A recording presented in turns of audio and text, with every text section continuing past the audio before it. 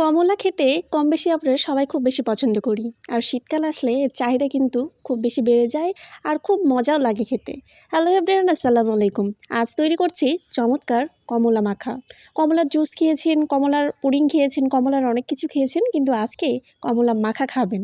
তো এই তো মোটামুটি আমি কিছু কমলা কিনে নিয়ে এসেছিলাম, আর এখানে প্রয়োজনীয় উপাদানগুলো আমি নিয়েছি। মূলত একটু শুকনা মরিচ, একটু ধনিয়া পাতা আর বিট লবণ দিব, সাথে একটু জিরা গুঁড়া আর সরিষার তেল। বাস এটুকুই উপকরণ। তো মোটামুটি আমার কমলাটা আমি সুন্দর মতো ছিলে নিয়েছি। আর ছেলা হয়ে গেলে এর গা থেকে যেগুলো রয়েছে সাদা সাদা, ওগুলো সুন্দর মতো ছাড়িয়ে নিতে হবে। এরপর আমি সবগুলো একটা একটা করে এখানে রেখে নিয়েছি। আর তারপর আমি মাঝ বরাবর একটু চাকু দিয়ে কাট করে নিব। আপনারা চাইলে ছোটো ছোটো পিসও করতে পারেন, এটা আপনাদের ব্যাপার। তো এখানে যখন সব কিছু কাটা হয়ে যাবে তখন আমি এটি ট্রান্সফার করে একটি প্লেটে নিয়ে নিব, মোটামুটি যেখানে আমি এটি মাখাবো আর কি।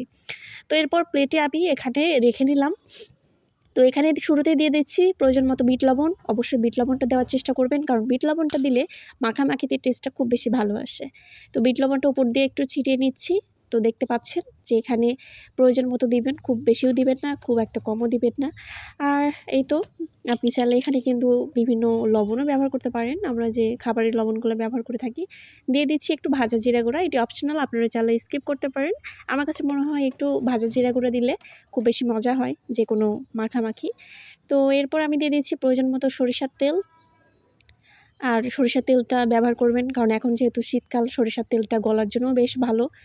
নর্মালি আমরা এমনিতেই খেয়ে থাকি, আর একটু এরকম মাখলে খুব বেশি ভালো লাগবে আশা করছি। তো দিয়ে দিচ্ছি একটু উপর দিয়ে ধনিয়া পাতা কুচি। তো সব কিছু এভাবে সুন্দর মতো মাখিয়ে নেওয়ার পরে আপনি এখানে চাইলে একটু গুঁড়ামরিচ অ্যাড করতে পারেন, কিংবা চিলি ফ্লেক্স, যে কোনো কিছু। তো আমি এখানে মূলত ডেকোরেশনের জন্যই বলতে পারেন, এখানে শুকনো মরিচটা আমি ছোটো ছোটো কুচি করে নিয়েছি। তো এই তো দেখতে পাচ্ছেন যে কেমন লাগছে। আশা করছি আপনারা এটি বাসায় ট্রাই করবেন, বাচ্চাদেরকে খাওয়াবেন, যেহেতু অনেকে সরিষার তেলটা পছন্দ করে না খেতে।